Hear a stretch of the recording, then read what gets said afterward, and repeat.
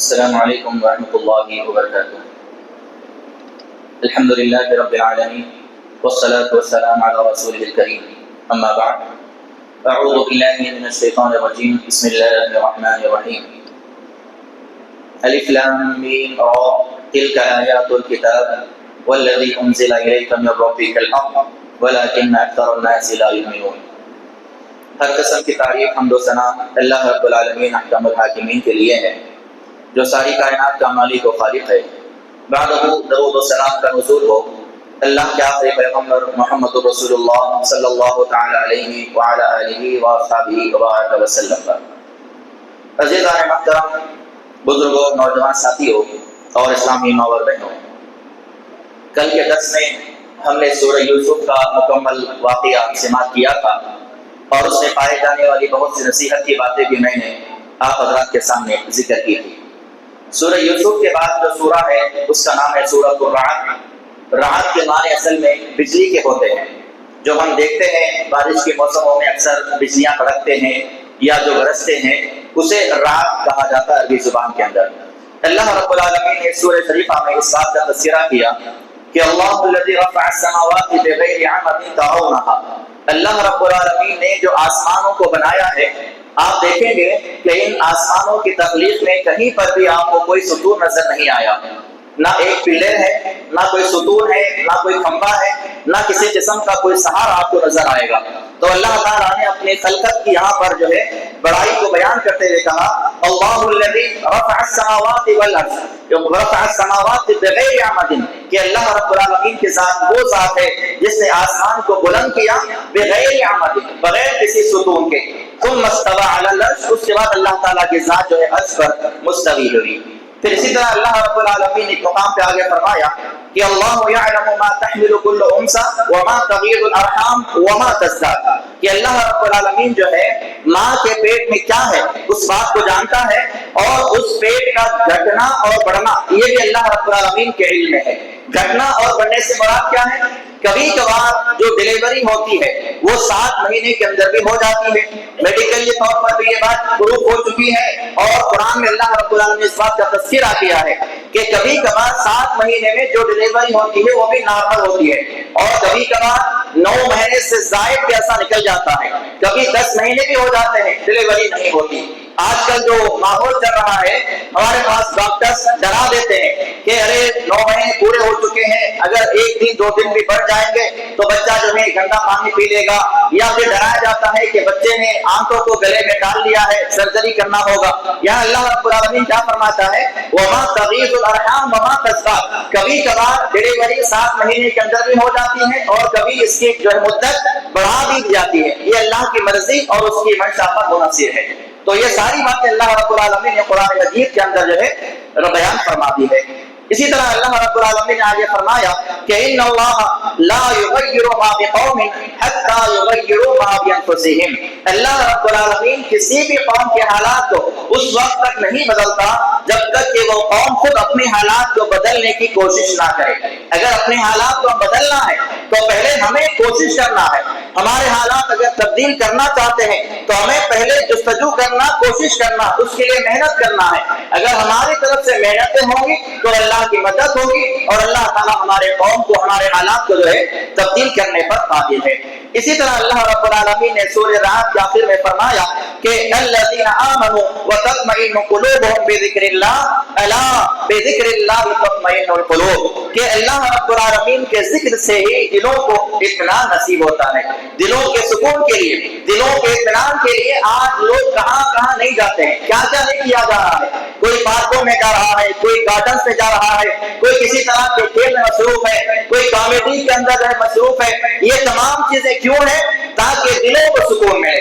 آج اتنا زیادہ پریشر ہے لوگوں پر، اتنا زیادہ ٹینشن ہے، اتنا زیادہ فکر ہے، اتنے زیادہ اسباب اور پریشانیاں ہیں کہ آدمی کو سکون نصیب نہیں ہو رہا ہے، اور سکون کے لیے آدمی جو ہے دنیا کی طرف رائل ہے، دنیا کی طرف جو ہے مائل ہے۔ اللہ رب العالمین نے کیا کہا؟ اگر دلوں کو سکون اور اطمینان چاہیے تو اس کا ذریعہ اللہ کا ذکر ہے۔ جتنا اللہ کا ذکر کیا جائے گا اتنا زیادہ انسان کے دلوں کو اللہ رب العالمین جو ہے سکون اور اطمینان نصیب فرمائے گا۔ اس کے بعد سورہ ابراہیم کی تلاوت ہوئی. اللہ رب العالمین نے اس میں ارشاد فرمایا کہ وما ارسلنا من رسول الا بلسان قومه ليبين لهم. اللہ رب العالمین نے جتنے بھی رسولوں کو دنیا میں نازل کیا وہ تمام کے تمام رسول جو ہے اس زبان کے اندر بھیجے گئے جو زبان قوم سمجھا کرتی تھی. ایسا کبھی بھی نہیں ہوا کہ زبان اردو زبان جانتی ہے، قوم جو ہے اردو زبان کو جاننے والی ہے اور نبی جو ہے کسی اور زبان میں نازل ہوئے. جتنی قوموں میں اللہ تعالیٰ نے نبیوں کو بھیجا ہے وہ سارے کے سارے انبیاء ان کی اپنی زبان میں نازل کیے گئے. اس کی وجہ کیا ہے؟ لِيُبَيِّنَ لَهُمْ، تاکہ صحیح معنوں میں اللہ رب العالمین کی دعوت پہنچائی جا سکے، اللہ تعالیٰ کا پیغام صحیح معنوں میں قوم تک پہنچایا جا سکے اور واضح انداز میں قوم تک میسج چلا جائے. اگر دوسری قوم کا رسول آئے گا یا دوسری قوم کا نبی وہاں بھیجا جائے گا تو ظاہر بات ہے زبان کا تفاوت ہوگا. قوم ایک زبان سمجھے گی، رسول ایک زبان بات کریں گے، دونوں کا آپس میں تال میل نہیں رہے گا اور نتیجے میں یہ ہوگا کہ قوم اللہ تعالیٰ کے صحیح میسج کو اور صحیح پیغام کو نہیں سمجھ پائے گی. تو صحیح پیغام اللہ تعالیٰ کا پہنچانے کے لیے اللہ رب العالمین نے یہ انتظام کیا کہ اسی قوم رسول کو بھیجا جو قوم زبان جانا کرتی تھی. پھر آگے اللہ رب العالمین نے اس بات کا تذکرہ کیا کہ وقال الشیطان لما قضی الامر، جب سارے پیسے کر دیے جائیں گے، جہنمی جہنم میں داخل کر دیے جائیں گے، جنتی جنت داخل کر دیے جائیں گے، تو جہنمی لوگ جو ہے جہنم میں داخل ہونے کے بعد شیطان کو برا بھلا کریں گے، ابلیس کو کہیں گے کہ تیری وجہ سے ہم یہاں پر آ گئے، اس کو ملامت کرتے رہیں گے، اسے لان تان کرتے رہیں گے. تو شیطان کیا کرے گا؟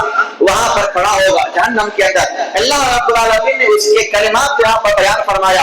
شیطان کہے گا لما قضی الامر، شیطان کب یہ بات کہے گا؟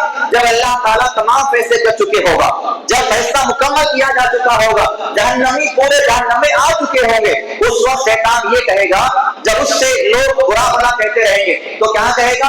ان اللہ وعدکم وعد الحق، دیکھو بات سنو، اللہ رب العالمین نے تم سے جو وعدہ کیا تھا وہ وعدہ سچا تھا، فاخلفتکم، تم نے اس وعدے کو نہیں نبھایا، تم نے اس کی خلاف ورزی کی. وما کان لی علیکم من سلطان، میرا تم پر دنیا میں کسی قسم کا زور نہیں تھا. کیا تم کو میں نے ہاتھ پکڑ کے کھینچا تھا برائی کرنے کے لیے؟ میں نے تم کو بس بلایا برائی کے، تم نے میری بات کو مان لیا. فاستجبتم لی الا ان دعوتکم فاستجبتم لی، میں نے تم کو برائی کے لیے بلایا تھے، تم نے میری بات کو مان لیا. لہذا فلا تلومونی ولوموا انفسکم، آج مجھے ملامت مت کرو بلکہ اپنے نفس کو ملامت کر لو. تم نے جو عمل کیا وہ تمہاری غلطی ہے، میری اس میں کوئی غلطی نہیں. یہ شیطان کہے گا جہنم میں داخل ہونے کے بعد. اور آگے یہ کہے گا کہ ما انا بمصرخکم وما انتم بمصرخی، آج جو ہے نہ تم میری مراد کو پہنچنے والے ہو نہ میں تمہاری مراد کو پہنچنے والا ہوں. انی کفرت بما اشرکتمونی بالقبل، بلکہ شیطان یہ بھی کہے گا میں اس بات سے انکار کرتا ہوں کہ کبھی بھی تم نے مجھے اللہ کے علاوہ شریک نہیں بنایا. دنیا میں لوگ شیطان کو مانتے ہیں، دنیا میں لوگ شیطان کی عبادت کرتے ہیں، دنیا میں لوگ اللہ کے علاوہ شیطان کو اپنا جو ہے سب کچھ سمجھتے ہیں. وہاں شیطان انکار کر دے گا، کہے گا کہ میں اس بات کو مانتا ہی نہیں کہ تم نے اللہ کے علاوہ مجھے کبھی پوچھا ہوگا. ان الظالمین لهم عذاب علیم، ظالموں کے لیے بہت دردناک عذاب ہوگا. پھر آگے اللہ رب العالمین نے بیان فرمایا یثبت اللہ الذین آمنوا بالقول الثابت فی الحیات الدنیا وفی الآخرہ. اللہ رب العالمین جو ہے ایمان لانے والوں کو جو ہے دنیا زندگی کے اندر بھی ثابت قدم رکھے گا اور آخرت میں انہیں اللہ تعالیٰ ثابت قدمی عطا فرمائے گا. یہ جو آیت کریمہ ہے اس سلسلے میں مفسرین نے بیان کیا کہ اس سے مراد جو ہے قبر میں ہونے والے سوالات ہیں. بہت سے لوگ قبر کا انکار کرتے ہیں، قبر کے سوالات کا انکار کیا جاتا ہے، قبر کے عذاب کا انکار کیا جاتا ہے کہ قرآن میں قبر کا تذکرہ کہاں ہے. اللہ رب العالمین نے بیان فرمایا سورہ ابراہیم کی آیت نمبر 27 کے اندر یثبت اللہ الذین آمنوا بالقول الثابت فی الحیات الدنیا وفی الآخرہ، اللہ تعالیٰ ایمان والوں کو قبر میں ثابت قدمی عطا فرمائے گا. جب انسان قبر میں داخل کیا جائے گا فرشتے بھیانک شکل میں انسان کے پاس آئیں گے، اسے ڈرائیں گے اور اس سے سوال کریں گے تمہارا رب کون ہے، تمہارا دین کیا تھا، تمہارے نبی نبی کون تھے؟ تو انسان ذرا پر بھی جو ہے اللہ کو نہیں ماننے والا ہوگا، اللہ کا انکاری ہوگا، اس نے اللہ کی عبادت صحیح معنوں میں نہ کی ہوگی، دین کو نہیں سمجھا ہوگا، تو وہاں پر فرشتوں کی حالت کو دیکھ کر وہ گھبرا جائے گا، اور گھبراہٹ میں کیا کہے گا؟ لا ادری، مجھے نہیں معلوم میرا دین کیا تھا، لا ادری میرا رب کون ہے مجھے نہیں معلوم، لا ادری میں نہیں جانتا نبی کون تھے۔ ایسے آدمی پہ اللہ تعالیٰ کی جانب سے عذاب مسلط کیا جائے گا۔ لیکن ویسے عالم میں اللہ تعالیٰ ایمان والوں کو جو ہے سکون عطا فرمائے گا، ان کے دلوں کو اللہ تعالیٰ سر قدم رکھے گا، وہ سکون کے ساتھ اطمینان کے ساتھ جواب دیں گے، من ربک، ایمان والا بندہ کہے گا ربی اللہ، میرا اللہ جو ہے میرا پروردگار میرا اللہ ہے۔ ما دینک، سوال کیا جائے گا، ایمان والا بندہ اگر ہوگا تو اطمینان کے ساتھ جواب دے گا کہ دینی الاسلام، میرا دین اسلام تھا۔ من نبی کا، تمہارا نبی کون تھا؟ کہے گا ایمان والا بندہ ہمارا نبی محمد رسول اللہ صلی اللہ علیہ وسلم تھے۔ تو یہاں اللہ رب العالمین نے جو ایمان والوں کو جو ہے قبر کے سوالات کے وقت ثابت قدمی جو ہے عطا ہونے کا تذکرہ بیان فرمایا۔ پھر آگے اللہ رب العالمین نے ابراہیم علیہ السلام نے جب کعبۃ اللہ کی تعمیر کی اور اس کی بنیادیں اللہ کے حکم سے کھڑا کرتے رہے تو وہاں پر انہوں نے بے شمار دعائیں کی تھی، ان تمام دعاؤں کے اللہ رب العالمین نے یہاں پر جو ہے تذکرہ بیان فرمایا۔ پھر اللہ رب العالمین نے آگے فرمایا کہ یوم تبدل الارض غیر الارض والسماوات، کہ اللہ رب العالمین جو ہے قیامت کے دن زمین و آسمان کو تبدیل کر دے گا۔ یہ جو زمین ہے، یہ جو آسمان ہے، قیامت کے دن اللہ تعالیٰ ان کو تبدیل کر دے گا۔ اور اس کے علاوہ اللہ کے رسول صلی اللہ علیہ وسلم فرماتے ہیں یحشر الناس یوم القیامۃ علی ارض بیضاء افراء کقرصۃ نقی، کہ قیامت کے دن لوگ جو ہے جس مقام پر کھڑے ہوئے رہیں گے، وہ جو مقام ہوگا یا وہ جو زمین ہوگی رنگت یعنی غبار دھول وغیرہ اس طرح ہوتا ہے، اس طرح سے ملی ملی ایک مقام اور ایک زمین ہوگی، اس سے ان کو اکٹھا کیا جائے گا جیسے جو ہے چھنے ہوئے آٹے کی روٹی ہوتی۔ اللہ کے نبی نے فرمایا کہ قرصۃ نقی، جیسا آٹے کو چھان کر روٹی بنائی جاتی ہے، جس طرح سے روٹی بن کے تیار ہو جاتی ہے، اسی کلر کی اللہ تعالیٰ زمین جو ہے وہاں پر رکھے گا، اس زمین پر لوگ کھڑے رہیں گے جبکہ آسمان اور زمین کو تبدیل کیا جاتا رہے گا۔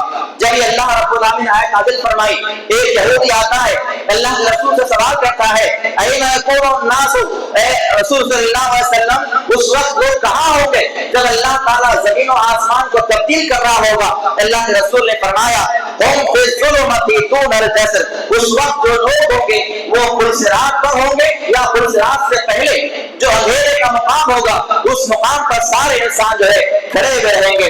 پھر اس نے سوال کیا فمن اول الناس اجازہ، سب سے پہلے جنت میں داخل ہونے کی اجازت کس کو دی جائے گی؟ اللہ کے رسول صلی اللہ علیہ وسلم نے فرمایا فقراء المہاجرین، جو مہاجرین میں سے فقیر ہوں گے سب سے پہلے جنت میں ان کو داخلہ دیا جائے گا۔ پھر یہودی نے سوال کیا فما تفتهم حين يدخلون الجنہ، جب سب سے پہلے لوگ داخل کیے جائیں جنت کے اندر تو اللہ تعالیٰ ان کی مہمان نوازی کیسے کرے گا؟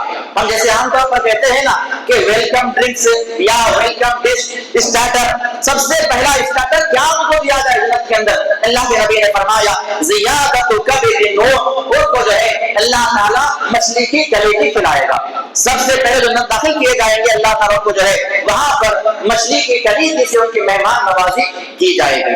پھر اس کے بعد اللہ رب العالمین نے جو ہے سورہ حجر کا تذکرہ بیان فرمایا۔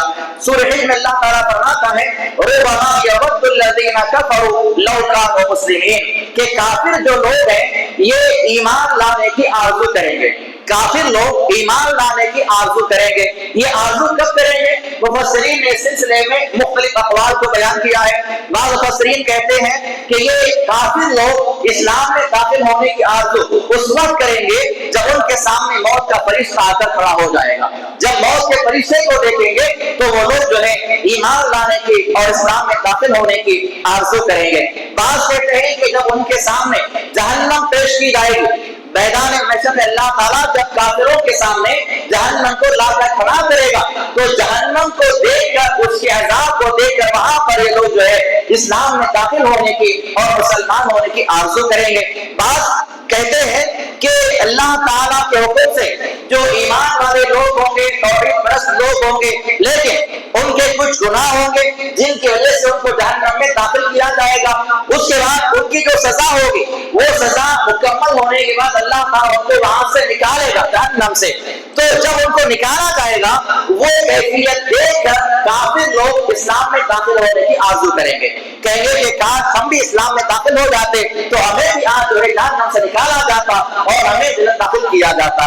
اور بعض مفسرین کہتے ہیں کہ میدان محشر میں جب حساب و کتاب ہوتا رہے گا, جب اللہ تعالیٰ ایمان والوں کو جو ہے اجازت دیتا جائے گا کہ تم تمام کے تمام جو ہے جنت داخل ہو جاؤ, تو جنت میں جب ایمان والے داخل ہوتے رہیں گے اس کیفیت کو دیکھ کر مسلمان ہونے کی آرزو کافی لوگ کریں گے.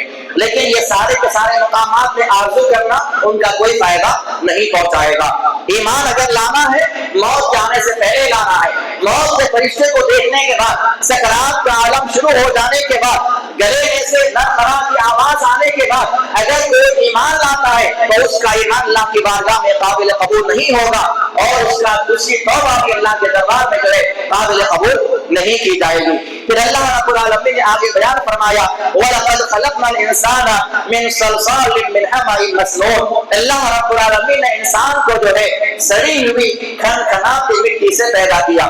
اللہ تعالیٰ نے قرآن مجید کے اندر انسان کی پیدائش کے لیے جو مٹی دی گئی تھی اس مٹی کا الگ الگ طریقوں سے نام ذکر کیا. اللہ نے کہیں فرمایا تراب, انسان کو ہم نے تراب سے پیدا کیا. تراب کہتے ہیں خشک مٹی کو. اللہ نے کہیں فرمایا ہم انسان کو تین سے پیدا کیا.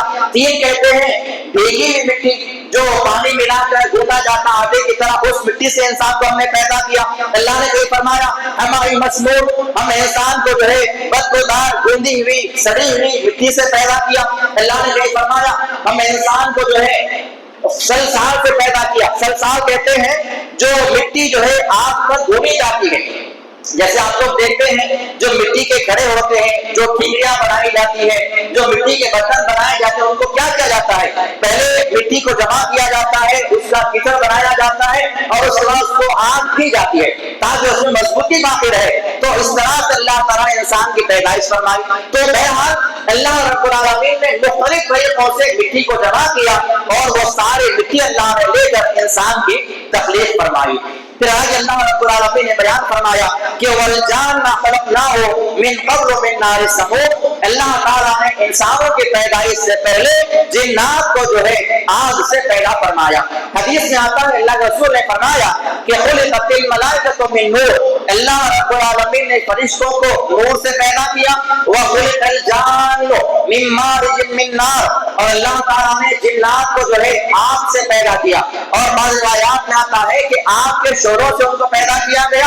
وَخُلِقَ آدَمُ مِمَّا وُصِفَ لَكُمْ, اور آدم کو اس چیز سے پیدا کیا جو تمہیں بتا دیا گیا. یعنی انسان کو اللہ تعالیٰ نے مٹی سے پیدا کیا. پھر آگے اللہ رب العالمین بیان فرماتا ہے کہ إِنَّ جَهَنَّمَ لَمَوْعِدُهُمْ أَجْمَعِينَ لَهَا سَبْعَةُ أَبْوَابٍ. اللہ رب العالمین نے فرمایا کہ جہنم کو اللہ رب العالمین نے بنایا ہے اور اس میں ان لوگوں کو داخل کیا جائے گا جن سے اللہ نے وعدہ کیا ہے. لَهَا سَبْعَةُ أَبْوَابٍ, اللہ نے جہنم کے 7 دروازے بنائے ہیں.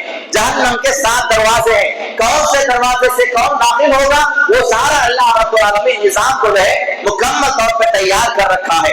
اور بعض مفسرین کہتے ہیں 7 دروازوں سے مراد یہاں پر 7 درجات ہیں. آپ جب قرآن پڑھتے ہیں تو آپ نے غور کیا ہوگا کہ اللہ رب العالمین نے کہیں پر قرآن مجید میں جہنم کے لیے لفظ جہنم استعمال کیا, کہیں پر جہنم کے لیے لفظ استعمال کیا گیا لظا, کہیں پر استعمال کیا گیا سقر, کہیں پر استعمال کیا گیا حدیق. تو یہ جو سارے نام ہیں اصل میں یہ جہنم کے طبقات کے نام ہیں. اوپر سے لے کر نیچے تک یہ 7 درجات ہیں اور حدیث میں ان تمام درجات کے اندر کون کون داخل کیا جائے گا وہ تفصیل موجود ہے. سب سے اوپر کا جو حصہ ہوگا اسے جہنم کہا جاتا ہے. اس کے اندر موحدین داخل کیے جائیں گے, توحید پرست, یعنی مسلمان بھی تھا, ایمان والا بھی تھا, توحید پرست بھی تھا, لیکن گناہ زیادہ تھے. نام اعمال جب تولا گیا تو گناہوں کا پلہ زیادہ بھاری رہا. اس موحد کو اللہ تعالیٰ جہنم میں داخل فرمائے گا. وہ جہنم جو جہنم کے طبقات ہیں درجات ہیں اس کا سب سے اوپری حصہ ہوگا, اسے جہنم کہا گیا. اس کے بعد دوسرا جو حصہ ہے اس کا نام جو ہے حطمہ ہوگا. حطمہ کے اندر یہودیوں کو داخل کیا جائے گا. تیسرا جو حصہ جہنم کا ہے اس کا نام ہے سعیر. سعیر کے اندر اللہ تعالیٰ عیسائیوں کو داخل فرمائے گا. جو کرسچن ہوں گے ان کو وہاں پر داخل کیا جائے گا سعیر کے اندر. اسی طرح ایک جہنم کا حصہ چوتھا جو حصہ ہوگا اس کا نام سقر ہے. سقر میں اللہ تعالیٰ جو ہے صابی کو داخل فرمائے گا. صابی کسے کہتے ہیں؟ جو بے دین ہوتا ہے, نہ اسلام کو مانتا, نہ یہودیت کو مانتا, نہ عیسائی کو مانتا, نہ اللہ کو مانتا, اسے صابی کہا جاتا ہے. تو یہ صابی کا جو مقام ہے وہ کہاں پر ہے؟ سعیر کے سقر کے اندر ہے, جو جہنم کا چوتھا حصہ ہے. اس کے بعد جو آگے کا حصہ ہے اس کا نام جحیم ہے. اس حصے میں اللہ تعالیٰ جو ہے مجوسیوں کو داخل فرمائے گا جو آگ کی پوجا کرنے والے ہیں. اس کے بعد کا جو حصہ ہے اس حصے میں اللہ تعالیٰ مشرکین کو داخل فرمائے گا جس کا نام جحیم ہے. اور اس کے بعد جو آخری حصہ جہنم کا ہے اس کا نام ہاویہ ہے. ہاویہ میں اللہ تعالیٰ منافقین کو داخل فرمائے گا. اس ترتیب سے اللہ تعالیٰ نے جہنم میں درجات بنائے ہیں. پہلا حصہ جہنم, دوسرے کا نام لظا, تیسرے کا نام حطمہ, چوتھے کا نام سعیر, پانچویں کا نام سقر, چھٹے کا نام جحیم اور ساتویں کا نام ہاویہ. اسی ترتیب سے اللہ تعالیٰ جہنم میں ان تمام لوگوں کو داخل فرمائے گا. تو اللہ نے فرمایا لہا سبعۃ ابواب, اللہ نے اس کے 7 درجات بنائے ہیں. لکل باب منہم جزء مقسوم, اللہ نے تمام لوگوں کو تقسیم کر دیا جہنم کے اندر کون وہ داخل کیے جانے والا ہے اور کہاں کہاں پر رہنے والا ہے. آپ یہاں پر ایک قابل غور نقطہ ہے, وہ نقطہ کیا ہے؟ سب سے آخر میں کون جانے والے ہیں؟ منافقین. جبکہ وہ ایمان لانے والا ہے ظاہر طور پر, نمازیں پڑھنے والا ہے ظاہری طور پر, روزے رکھنے والا ہے, اس کا نام مسلمانوں کا نام ہے, مسلمانوں کے ساتھ رہنے والا ہے, لیکن کہاں جا رہا ہے؟ جہنم کے سب سے آخری حصے کے اندر. اللہ رب العالمین قرآن مجید بیان فرمایا ہے مثال کے اندر ان المنافقین فی الدرک الاسفل من النار, اللہ نے فرمایا کہ منافقین کا جو انجام ہے وہ جہنم کا سب سے آخری حصہ ہوگا. اب آپ دیکھیے کہ نفاق کتنی بری بلا ہے. ایمان جو ہے کفر سے زیادہ, مشرکوں سے بڑھ کے, یہودیوں سے زیادہ, عیسائیوں سے زیادہ, صابیوں سے زیادہ, مجوسیوں سے زیادہ اگر کوئی جرم ہے تو وہ نفاق کا جرم ہے. تو منافقت یہ بہت ہی بری بلا ہے اور یہ بہت ہی بڑا عذاب کا ذریعہ ہے. اسی لیے کسی کے دل میں اگر نفاق کا ذرا بھی حصہ آتا ہے تو فوری اللہ سے توبہ کر لے اور نفاق کو اپنے دلوں سے پاک و صاف کرنے والے بنے, ہمیشہ اخلاص والے بنے, مخلص بندے بننے کی کوشش کرتے رہیں. اللہ رب العالمین نے جس طرح سے جو ہے جہنم کے 7 دروازوں کا ذکر کیا, ایسا ہی حدیث میں اللہ کے رسول صلی اللہ علیہ وسلم نے جنت کے دروازوں کا ذکر فرمایا. جنت کے 8 دروازے ہیں جن میں سے ایک دروازے کا نام باب الصلاۃ ہے, جس میں سے نماز کی پابندی کرنے والے داخل کیے جائیں گے. دوسرے دروازے کا نام جو ہے باب الجہاد ہے, جس میں سے اللہ کی راہ میں جہاد کرنے والے داخل کیے جائیں گے. ایک دروازے کا نام باب الریان ہے جس میں روزے دار داخل کیے جائیں گے. ایک دروازے کا نام باب الصدقہ ہے جس میں سے اللہ کے راہ میں صدقات و خیرات کرنے والے داخل کیے جائیں گے. 5ویں دروازے کا نام باب الحج ہے جس میں سے حج کرنے والے داخل کیے جائیں گے. ایک دروازے کا نام باب الایمن ہے. ایمن کے معنی اللہ کی ذات پر توکل کرنا, جو اللہ کی ذات پر کامل یقین کرنے والے, مکمل بھروسہ کرنے والے جو لوگ ہوں گے اللہ تعالیٰ ان کو اس دروازے داخل فرمائے گا. ایک دروازے کا نام ہے باب الذکر یا باب العلم, اللہ کو ہمیشہ یاد کرنے والے, اللہ کا ذکر کرنے والے جو لوگ ہوں گے اس دروازے سے داخل کیے جائیں گے. اور 8ویں دروازے کا نام ہے باب الکاظمین الغیظ والعافین عن الناس, غصے کو پی جانے والے اور لوگوں کو معاف کرنے والے. یہ بھی اتنی زیادہ پیاری صفت ہے کہ اللہ تعالیٰ نے اس نام سے دروازے کا نام رکھ دیا. اس دروازے سے وہ لوگ داخل کیے جائیں گے جو دنیا میں غصے پر قابو کرنے والے ہوں گے, جو دنیا میں لوگوں کو معاف کرنے والے ہوں گے. حالانکہ آپ کے پاس طاقت ہے, آپ کے پاس خبر ہے, آپ بدلہ لے سکتے ہیں سامنے والے سے, اگر پھر بھی آپ غصے پر قابو پاتے ہیں, اس کو معاف کر دیتے ہیں, تو اللہ تعالیٰ نے آپ کے لیے جو ہے جنت میں ایک دروازہ بنا دیا ہے, اس سے آپ کو وہاں پر داخل کیا جائے گا. پھر اللہ رب العالمین نے آگے بیان فرمایا وَلَقَدْ آتَيْنَاكَ سَبْعًا مِنَ الْمَثَانِي وَالْقُرْآنَ الْعَظِيمِ, اے نبی کریم صلی اللہ علیہ وسلم ہم نے آپ کو جو ہے 7 بار بار دہرائی جانے والی آیتیں عطا فرمائی. یہ 7 آیتیں کیا ہیں؟ 7 آیتیں سورہ فاتحہ جو بار بار دہرائی جاتی ہے، اللہ رب العالمین نے خاص طور پر سورہ فاتحہ کا تذکرہ فرمایا، اور علماء کرام نے یہ کہا ہے کہ اللہ رب العالمین نے سورہ فاتحہ کے اندر پورے قرآن مجید کا خلاصہ بیان فرما دیا ہے، پورے قرآن کا نچوڑ، پورے قرآن کا خلاصہ اللہ تعالیٰ نے اس سورہ میں بیان فرما دیا ہے۔ تو سورہ فاتحہ کی بڑی فضیلت ہے، اللہ تعالیٰ نے یہاں پر خاص طور پر اس کا تذکرہ بیان فرمایا ہے۔ پھر آگے اللہ تعالیٰ فرماتا ہے، اے نبی کریم صلی اللہ علیہ وسلم، آپ جو ہے اپنے رب کی عبادت کرتے رہیے یہاں تک کہ آپ کو جو ہے موت نہ آ جائے۔ وَاعْبُدْ رَبَّكَ حَتَّىٰ يَأْتِيَكَ الْيَقِينُ، آپ کی موت تک اللہ تعالیٰ کی عبادت کرتے رہیے، آپ اللہ تعالیٰ کو جو ہے یاد کرتے رہیے۔ یہ بات اللہ نے آپ سے کیوں فرمائی؟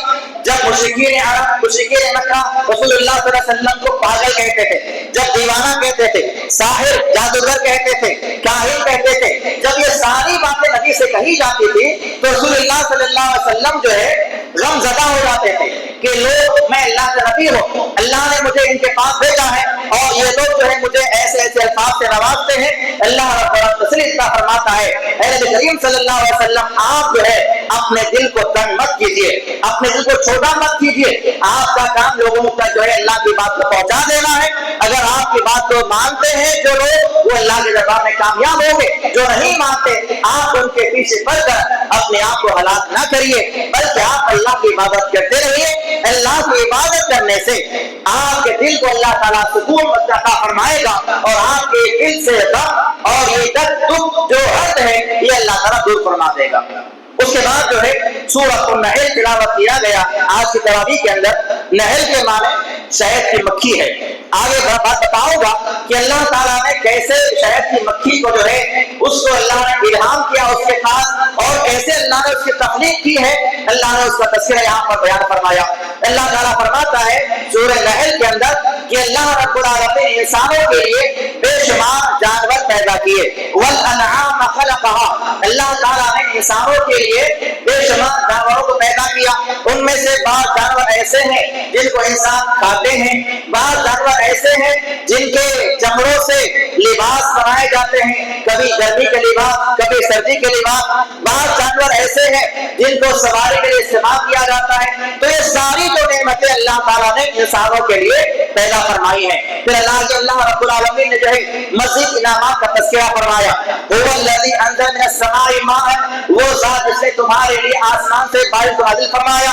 بارش کے ذریعے اللہ رب العالمین نے جو ہے کھیتی کو پیدا کیا، اناج کو پیدا کیا، اس سے اللہ تعالیٰ نے زیتون کو پیدا کیا، کھجور کو پیدا کیا، انگور کو پیدا کیا۔ اللہ تعالیٰ نے انسانوں کے لیے سورج کو بنایا، رات اور دن کو بنایا، اور اسی طرح چاند کو بنایا، ستاروں کو بنایا۔ یہ ساری مخلوقات جو اللہ نے بنائی ہیں یہ سب کس کے لیے ہے؟ انسانوں کے لیے ہے۔ یہ نعمتوں کو اللہ نے بیان فرمایا، یہ ساری نعمتیں گنانے کے بعد اللہ تعالیٰ فرماتا ہے کہ وَإِن تَعُدُّوا نِعْمَتَ اللَّهِ لَا تُحْصُوهَا، اگر تم اللہ تعالیٰ کی نعمتوں کو شمار کرنا چاہو تو شمار نہیں کر سکتے، اللہ کی نعمتوں کو گننا چاہو تو نہیں گن سکتے۔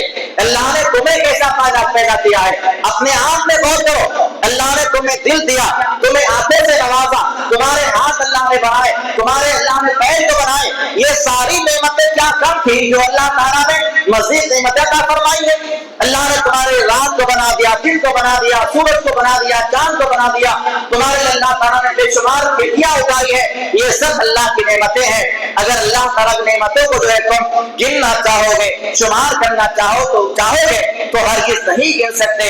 ان اللہ غفور رحیم، اللہ تعالیٰ جو ہے بخشنے والا اور رحم کرنے والا ہے۔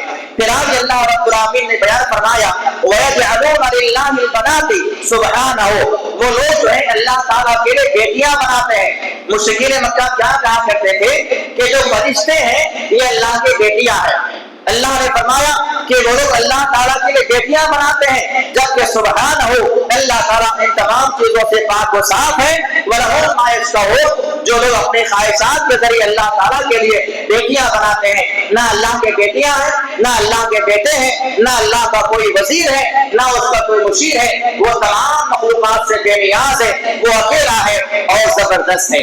اور آگے اللہ نے فرمایا کہ وَإِذَا بُشِّرَ أَحَدُهُم بِالْأُنثَىٰ ظَلَّ وَجْهُهُ مُسْوَدًّا وَهُوَ كَظِيمٌ، اللہ کے لیے کہتے ہیں کہ اللہ کی بیٹیاں ہیں، اور اگر تمہیں کسی کو خبر دی جائے کہ تمہارے گھر میں بیٹی پیدا ہوئی ہے تو بیٹی خبر سن کے اس کا چہرہ کالا اور سیاہ ہو جاتا ہے، یہ کیسا انصاف ہے؟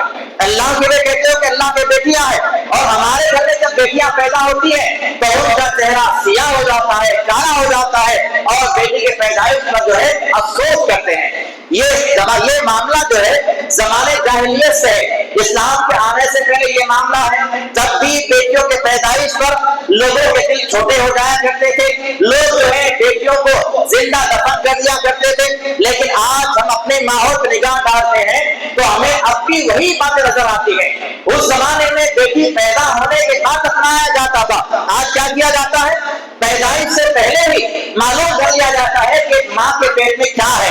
اگر بیٹا ہے تو خوشی منائی جاتی ہے اور جو ہے اس بیٹے کو رکھا جاتا ہے، اور اگر بیٹی ہے ماں کے پیٹ میں تو پہلے ابارشن کر دیا جاتا ہے اور اسے پہلے ہی مار دیا جاتا ہے۔ اللہ نے فرمایا وَإِذَا الْمَوْءُودَةُ سُئِلَتْ بِأَيِّ ذَنبٍ قُتِلَتْ، اللہ تعالیٰ ایسے بچوں سے سوال کرے گا کہ تمہیں کس جرم میں قتل کیا گیا تھا۔ تو اللہ نے یہاں فرمایا کہ تم کیسا انصاف کرتے ہو، اپنے لیے بیٹیوں کو ناپسند کرتے ہو اور اللہ تعالیٰ کے لیے کہتے ہو کہ اللہ کے بیٹیاں ہیں۔ نہ اللہ کے بیٹیاں ہیں نہ اللہ کے بیٹے ہیں، اللہ تعالیٰ ان تمام چیزوں سے پاک ہے اور مبرہ ہے۔ پھر آج اللہ تعالیٰ نے ایک بہت ہی بڑی بات بیان فرمائی، اور جہاں وَلَوْ يُؤَاخِذُ اللَّهُ النَّاسَ بِظُلْمِهِمْ مَا تَرَكَ عَلَيْهَا مِن دَابَّةٍ، اللہ تعالیٰ اگر انسانوں کے ظلم کی وجہ سے، انسانوں کے گناہوں کی وجہ سے، ان کے نافرمانی کی وجہ سے اللہ تعالیٰ اگر فوری ان کو پکڑنا چاہے تو پھر روئے زمین پر ایک مخلوق بھی باقی نہیں رہے گی۔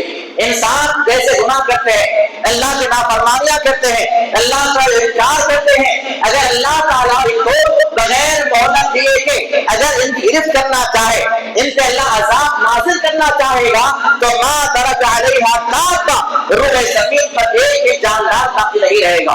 یہ اللہ کی مہربانی ہے، یہ اللہ کا فضل ہے، یہ اس کا رحم ہے کہ ہمارے لاکھ گناہوں کے باوجود بھی اللہ تعالیٰ ہمیں کھلا رہا ہے، ہمیں پلا رہا ہے، ہمیں کپڑے پہنا رہا ہے، ہمیں زمین پر رہنے کا حق دے رہا ہے، یہ اس کی مہربانی ہے۔ اس لیے اللہ تعالیٰ کی ڈھیل کو جو ہے معمولی مت سمجھے، اللہ تعالیٰ جب ڈھیل دیتا ہے تو اللہ تعالیٰ ڈھیل دیتا رہتا ہے، اور جب اللہ گرفت کرتا ہے تو اس کے بعد انسان جو ہے ہلاک کر دیا جاتا ہے، اس کو اللہ تباہ و برباد کر دیتا ہے۔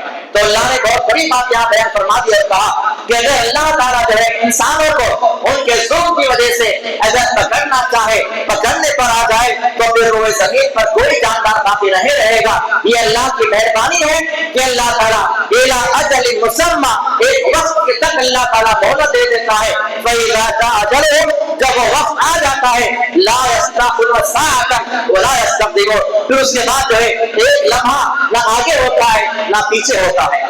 عذاب کا جب وقت آ جاتا ہے تو عذاب کا جو وقت ہے وہ ٹالا نہیں جاتا، اللہ فوری اس کو ہلاک کر دیتا ہے، اور اس کے بعد جو ہے اللہ اس کو تباہ برباد کر دیتا ہے۔ پھر آج اللہ رب العالمین نے جو ہے شہد کی مکھی کا تذکرہ فرمایا وَأَوْحَىٰ رَبُّكَ إِلَى النَّحْلِ، آپ کے رب نے شہد کی مکھی کی ذریعے وحی فرمائی ہے أَنِ اتَّخِذِي مِنَ الْجِبَالِ بُيُوتًا، کہ وہ جو ہے اپنے گھروں کو جو ہے بنائے پہاڑوں کے اندر۔ اور آپ اکثر دیکھتے ہیں شہد کے جو مکھیاں ہوتے ہیں وہ اپنے مکانات کہاں بناتے ہیں؟ اونچے اونچے مقامات پر، یا تو بہت زیادہ اونچا مقام رہنا، وہاں تک نہ کوئی انسان پہنچے نہ وہاں تک کوئی جانور پہنچے، یا تو بڑے بڑے پہاڑوں پر یا بڑے بڑے درختوں پر۔ یہ کیسے بناتے ہیں؟ اللہ نے فرمایا کہ ہم ان کو وحی کرتے ہیں، اللہ کا ان کو الہام ہوتا ہے، اللہ کے الہام سے شہد کی مکھی جو ہے وہاں پر اپنے رہنے کے لیے مکان بناتی ہے۔ اور اللہ رب العالمین نے شہد کی مکھیوں کے اندر ایسا نظام بنایا ہے جو نظام انسانوں میں نظر نہیں آتا۔ اللہ رب العالمین نے جو ہے ایسا نظام بنایا ہے، اتنے شہد کی مکھیاں ہوتے ہیں، آپ نے دیکھا ہوگا بڑے بڑے جتھے ہیں جس میں ہزاروں مکھیاں ہیں، لیکن وہ ہزاروں مکھیاں جو ہے ایک مکھی کے تابع ہوتی ہیں، سارے مکھیاں ایک مکھی کے تابع ہوتی ہیں، جن کو عربی زبان کے اندر جو ہے یاسوب کہا جاتا ہے۔ اس مکھی کے تابع ہزاروں مکھیاں ہوتی ہیں۔ اس مکھی کا کام کیا ہوتا ہے؟ سب سے اس کا پہلا کام یہ ہے کہ تمام جو مکھیاں ہیں جہاں جہاں سے رس چوس کے لا رہے ہیں، سب سے پہلے وہ رس کو ان کے پاس پہنچایا جاتا ہے۔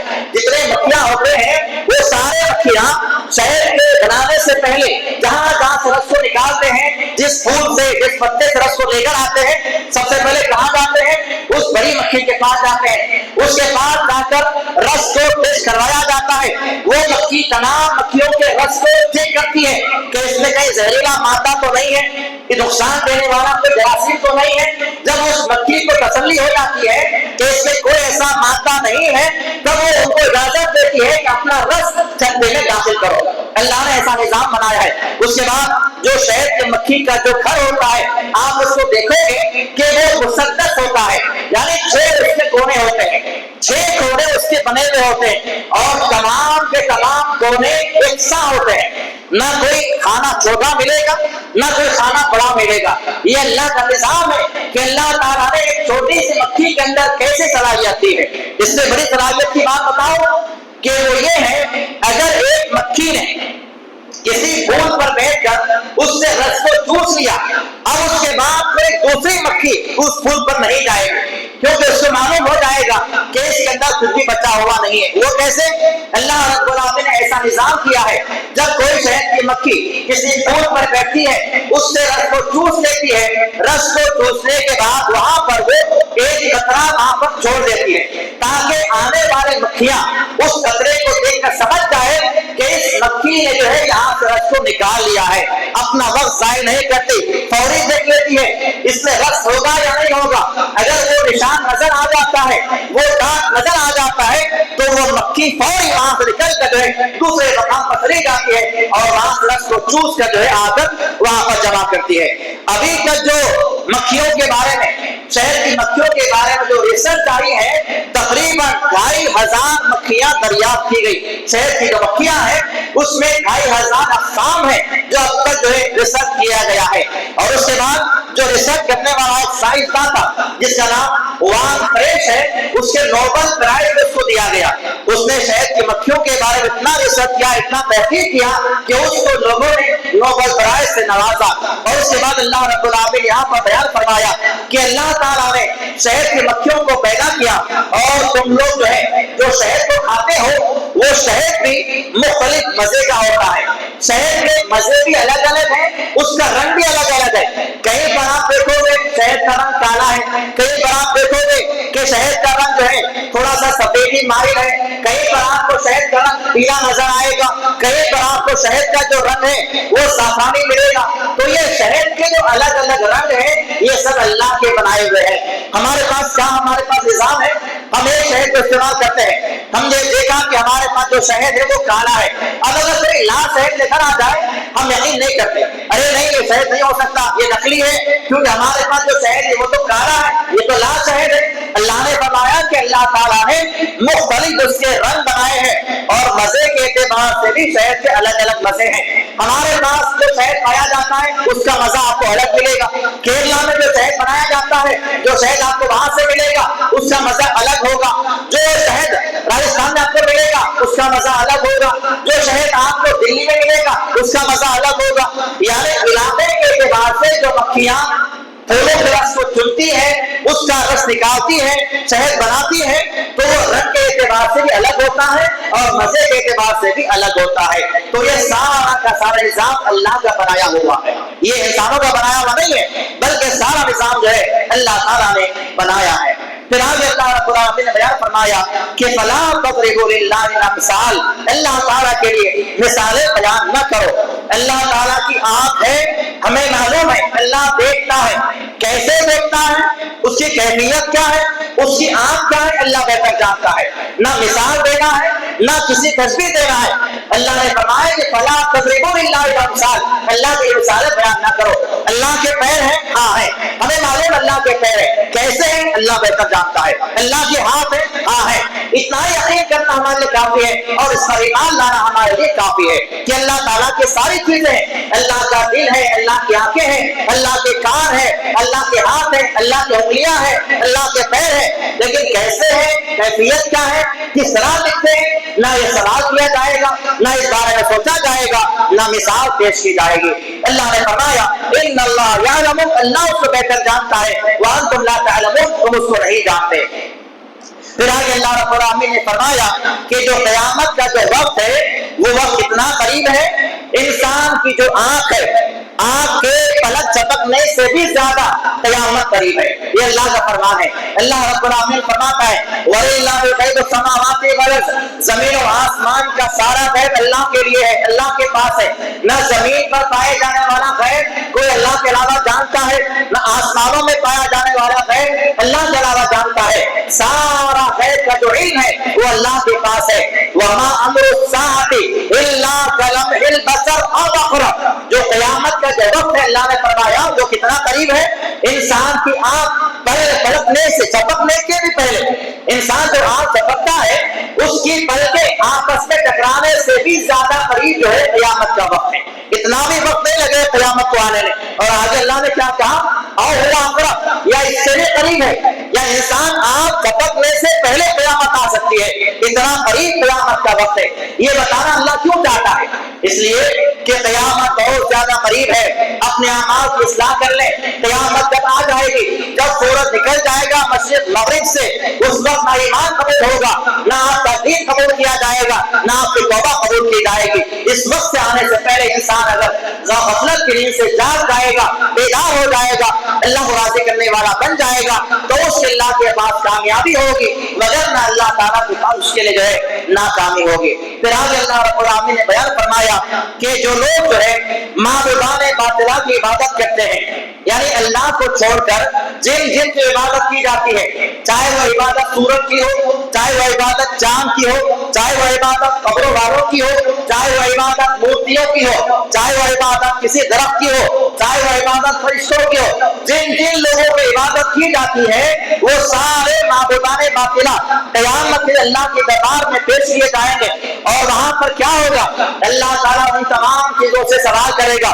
جتنے لوگوں کی, جتنے معبودوں کی عبادت کی جاتی ہے وہ تمام کو اللہ قیامت میں لائے گا, میدان محشر میں جمع کرے گا, اور تمام انسان وہاں پر کھڑے رہیں گے جو ان کی عبادت کیا کرتے تھے. ان تمام کے سامنے اللہ سوال کرے گا. سورج سے سوال کیا جائے گا, چاند سے پوچھا جائے گا, زمین سے پوچھا جائے گا, درختوں سے پوچھا جائے گا کہ کیا تم نے ان لوگوں کو اپنی عبادت کی طرف بلایا تھا. تو وہاں پر سارے معبود جو ہے اللہ کے دربار میں انکار کریں گے, کہیں گے کہ اے اللہ ہم نے ان کو عبادت میں نہیں بلایا تھا, نہ ان لوگوں نے ہماری عبادت کی ہے. تمام انسانوں کے سامنے جو ہے جب وہ معبودان باطلہ جو ہے انکار کریں گے تو انسان کی حالت کیا ہوگی. جن کو دنیا میں لوگ سوال کرتے تھے, جن کے سامنے پیشانے جھکاتے تھے, جن سے پوجا کرتے تھے, وہی لوگ قیامت کے انکار کرنے والے بن جائیں گے اور کہیں گے کہ اے اللہ ہم نے کبھی ان کو ہماری طرف نہیں بلایا تھا, نہ ان لوگوں نے ہماری عبادت کی ہے. اللہ فرمائے گا فَأَلْقَوْا إِلَيْهِمُ الْقَوْلَ إِنَّكُمْ لَكَاذِبُونَ, ایسے جو جھوٹے لوگ ہیں ان تمام کو جو ہے جہنم کی آگ میں داخل کر دیا جائے گا. پھر آگے اللہ رب العالمین نے بیان فرمایا ان اللہ یأمر بالعدل والاحسان وایتاء ذی القربى وینہی عن الفحشاء والمنکر والبغی, اللہ تم کو حکم دیتا ہے انصاف کرنے کا, احسان کرنے کا, اور اپنے رشتہ داروں کو جو ہے عطا کرنے کا, دینے کا. وینہی عن الفحشاء والمنکر, اور اللہ تم کو منع فرماتا ہے تمام فحش کاموں سے, منکرات سے, اللہ کی نافرمانی سے. یعظکم, اللہ تم وصیت فرماتا ہے لعلکم تذکرون, شاید تم نصیحت حاصل کرنے والوں میں شامل ہو جاؤ. پھر اللہ رب العالمین نے جو ہے 14ویں پارے کے آخر میں فرمایا ادعوا الی سبیل ربک بالحکمت والموعظۃ الحسنہ, اے لوگوں تم لوگوں کو جو ہے اللہ کی طرف جو بلاؤ تو حکمت کے ساتھ بلاؤ, نصیحت کے ساتھ بلاؤ, محبت کے ساتھ بلاؤ. اگر تم ان لوگوں کو جو ہے اس انداز سے بلاؤ گے تو ممکن ہے کہ وہ تمہاری بات کو مان لیں. یہاں اللہ رب العالمین نے جو ہے دعوت دینے کے طریقے سمجھائے, دعوت دینے کے, لوگوں کے درمیان میں اللہ کے پیغام کو پہنچانے کے اللہ نے اصول بیان فرمائے. پہلا اصول کیا ہے, حکمت ہے. حکمت کے تحت کسی کے سامنے بات کو پیش کرنا ہے. ایسا نہیں کہ کوئی آدمی جو ہے کہیں پر کھڑا ہوا ہے اپنے کام میں مصروف ہے, آپ اس کے پاس جاتے ہیں کہتے ہیں کہ ایک اللہ ہے اس کی عبادت کرو, اس کے علاوہ کسی کو نہ مانو. حکمت نہیں ہے. دعوت کے لیے سب سے پہلے حکمت کو اپنانا ہے. کون سا مقام ہے, کس طریقے سے بلایا جائے, کس طریقے سے ان کو دعوت پیش کی جائے, یہ ساری چیزیں طے کی جائے, اس سے بعد دعوت کو پیش کیا جائے. دوسرا اصول ہے موعظت, نصیحت کے انداز میں, ڈرانے کے انداز میں نہیں, ارے ہمارے بات کو مانو نہیں تو ایسا ایسا ہو جائے گا, یہ انداز نہیں ہونا چاہیے. اللہ نے فرمایا نصیحت کے ساتھ, پیار کے ساتھ, محبت کے ساتھ جو اللہ کی بات کو پیش کیا جائے. اور اس کے بعد تیسرا اصول یہ ہے احسن جدال, یعنی اچھے انداز میں آپ اپنی بات کو پیش کریں, لڑائی جھگڑا نہیں, اختلافات کی بات نہیں, محبت کے ساتھ اچھے انداز اپنی بات کو آپ پیش کریں گے. اس کے دو نتیجے ہوں گے, ایک تو یا تو وہ آدمی آپ کی بات کو مان لے گا, اللہ کی بات پر ایمان لانے والا بن جائے گا, مسلمان ہو جائے گا, یا کم سے کم اس کے دل میں مسلمانوں کے خلاف جو نفرتیں ہیں وہ نفرتیں دور ہو جائیں گی. آج ہمارے لیے یہ کام کرنا بہت ضروری ہو گیا ہے, لوگوں تک, غیروں تک ہماری بات کو پہنچایا جائے, غیروں تک ہمارے پیغام کو پہنچایا جائے, غیروں تک ہمارے کتاب کو پہنچایا جائے. آج ہمارے پاس کیا طریقہ ہے؟ قرآن کس کی کتاب ہے؟ مسلمانوں کی کتاب ہے. قرآن کس کی کتاب ہے؟ مسلمانوں کی کتاب ہے. اللہ کس کا ہے؟ مسلمانوں کا ہے. مسجد کس کی ہے؟ مسلمانوں کی ہے. نہیں, اللہ سب کا ہے. قرآن سارے لوگوں کا ہے, مسجد تمام لوگوں کے لیے ہے. تمام لوگوں کو آپ آنے دیجیے, قرآن سب کے پاس آپ پہنچائیے, اللہ کی بات لوگوں کے پاس پہنچائیے. یہ کہیے یہ قرآن ہماری کتاب نہیں بلکہ تمہاری بھی ہے. ان کے سامنے اگر یہ بات پیش کی جائے گی تو آج جو قرآن کے ساتھ کھلواڑ کیا جا رہا ہے, قرآن کو جلایا جا رہا ہے, قرآن کی بے حرمتی کی جا رہی ہے, قرآن کو پیروں میں رکھا جا رہا ہے, یہ عمل وہ لوگ نہیں کریں گے. کیوں؟ انہیں معلوم ہے کہ قرآن ہماری کتاب بھی ہے تو ان کے دلوں میں جذبہ آئے گا, ان کے دلوں میں اس سے محبت پیدا ہوگی. مسجدوں کا مسلمانوں کے لیے بند کر دو گے, قید کر دو گے, کہو گے کہ کسی غیر مسلم کو آنا نہیں ہے, تو ظاہر بات ہے کیا ہوگا؟ فساد ہوگا. انہیں بلایا جائے, کہا جائے کہ یہ مسجد ہماری نہیں ہے, آپ کی بھی ہے, یہاں پر آپ آ سکتے ہیں, آپ آرام کر سکتے ہیں, آپ بیٹھ سکتے ہیں, یہاں سے آپ پانی لے سکتے ہیں, یہاں پر آپ کھانا کھا سکتے ہیں, یہاں پر جب تک آپ کو آرام کرنا ہے کر سکتے ہیں. وہ لیے ہمارے مساجد دروازے کھولے جائیں گے تو مساجد پر جو حملے کیے جا رہے ہیں, مساجد کے خلاف جو سازشیں کی جا رہی ہیں, وہ سازشیں بند ہو جائیں گی. تو یہ کب ہوگا؟ جب دعوت کو کیا جائے گا, ان تک ہمارا پیغام پہنچایا جائے گا, اچھے انداز کے ساتھ, محبت کے ساتھ, پیار کے ساتھ, نفرت کو دور کیا جائے گا, اور انشاءاللہ ضرور حالات بدلیں گے. اللہ نے کیا فرمایا؟ اللہ تعالیٰ ان حالات کو, قوم کے حالات کو اللہ خود نہیں بدلتا جب تک کہ ہم اپنے حالات کو بدلنے کی فکر نہ کریں. تو ہمیں گفتگو کرنی چاہیے, مشورہ کرنا چاہیے. تمام لوگوں کے لیے ضروری ہے, ہمارے لیے ضروری نہیں ہے کہ یہ کام عالم ہی کرے, یہ ضروری نہیں ہے کہ ایک امام ہی یہ کام کرے. ہر مسلمان کی ذمہ داری ہے, ہمیں جو باتیں معلوم ہیں ہمارے غیر مسلم تک ان باتوں کو پہنچائیں. اگر ہمیں پہنچانا نہیں آتا, آپ محبت کے ساتھ, پیار کے ساتھ ان کو ہمارے پاس لے کر آئیے. ہم ان کے سامنے محبت کے انداز میں, پیار کے انداز میں جو ہے اللہ کی باتوں کو پہنچائیں گے. تو بہرحال آج کے دور میں سب سے زیادہ جس بات کی ضرورت ہے وہ بات ہے دعوت کی. اللہ کی بات کو, اللہ کی دعوت کو تک پہنچائیں تو انشاءاللہ جو حالات ہیں وہ حالات تبدیل بھی ہوں گے اور ہمارے حالات جو ہے بہتر بھی ہوں گے. یہ بہرحال یہ 2-3 صورتوں کا آپ کے سامنے آج خلاصہ پیش کیا گیا. اسی کے ساتھ جو ہے 14 پارہ آج الحمدللہ بائے تکمیل تک پہنچے ہیں. اللہ سے دعا ہے اللہ تعالیٰ جو کچھ بھی کہا جائے سنا جائے, اللہ کہنے والے کو بھی سننے والوں کو بھی اللہ عمل کرنے کی توفیق عطا فرمائے. اللہ تعالیٰ ہمارے اعمال کی اصلاح فرمائے, عقیدے کی اصلاح فرمائے. اللہ تعالیٰ ہم سے اپنے دین کا کام لے لے. ہمیں ہمارے اندر اللہ تعالیٰ جو ہے نصیحت کی باتیں اور موعظت کی باتیں اللہ تعالیٰ ہمارے دلوں میں بس فرما دے. ہمارے ایمان میں, ہمارے اعمال میں اللہ اخلاص پیدا فرمائے. جب دنیا میں جذبہ باقی رکھے, ایمان کے ساتھ باقی رکھنا, جب بھی خاتمہ فرمانا ایمان کے ساتھ فرمانا. آمین. وآخر دعوانا الحمدللہ رب العالمین. السلام علیکم ورحمۃ اللہ وبرکاتہ.